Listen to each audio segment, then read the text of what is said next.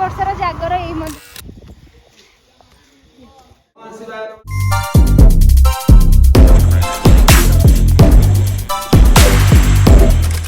Hey my YouTube family, welcome back to my channel। और जो मैंने भी मो चैनल रे नुआ अछंती वेलकम टू माय चैनल। सो मु रिसेंटली ओडिशा जाइतिली, तार ओडिशा मु ठाकुर पाखक पूजा करने जाइतिली, तो तार किछि क्लिप मु आपण मानक संगे शेयर करूची। जदि मो वीडियो आपण मानक पसंद आछि please do like share subscribe to my channel. आ जो मैंने भी पन सब्सक्राइब करि नाहंती प्लीज जल्दी जल्दी सब्सक्राइब करंतु। आ हां लेट न करी चलंतु जिबा वीडियो देखिबा। केबे मोर फर्स्ट मासर जागर, मोर फर्स्ट वर्षर जागर एई मंदिर रे दीप जालती पूरा।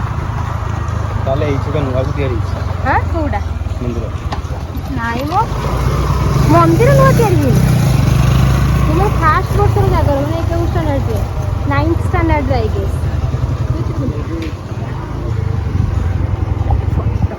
तो प्रसाद किनी सरला पारे वर्तमान मो मंदिर भितर को जाइथिली। मंदिर भितर को जीवा पूर्व पोखरी रे पाद धोईकी मंदिर भितर को जीवा पई पड़े। एंड जेहेतु माने मंदिर किसी काम चलती से बहुत सारा बैकग्राउंड साउंड होची, सेटा को इग्नोर करिवे आ वीडियो को एंजॉय करिवे।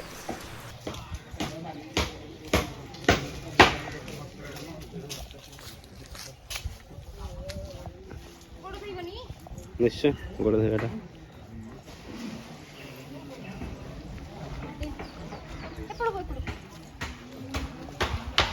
नॉर्मली गाँव मानकर पोखरी रे गोटे खटी माने पोखरी गाधेबा समय ना गाधेबा भी हो जाए, खटी भी हो जाए और टाइम पास भी हो जाए। और से मोमेंट को एंजॉय करबा ना एबेका डेट रे तो हमको होनी, बट जो माने भी गाँव रे अछन ना से माने मोमेंट को बहुत बढ़िया से एंजॉय करते।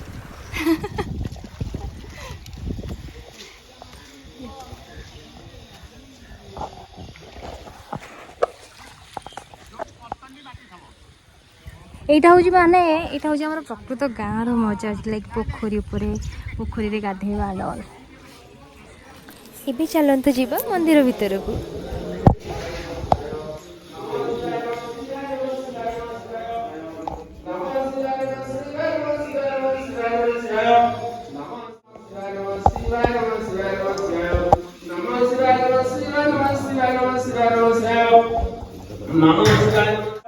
नमः शिवाय नमः शिवाय नमः शिवाय नमः शिवाय नमः शिवाय दरिद्राय दुःखद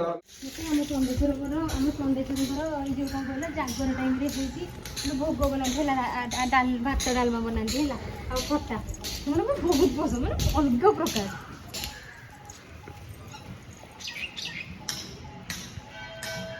है तापर ये आसती आउ जो कौन कहला आम मस सारा पूजा हुए, से पूजा मोर भात अन्न भात कहती अन्न कहती अन्न आ डालमा बनिया हुए।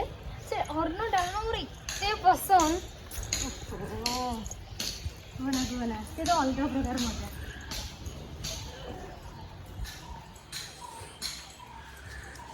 हम गाँ मंदिर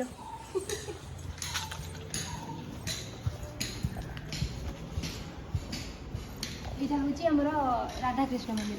राधाकृष्ण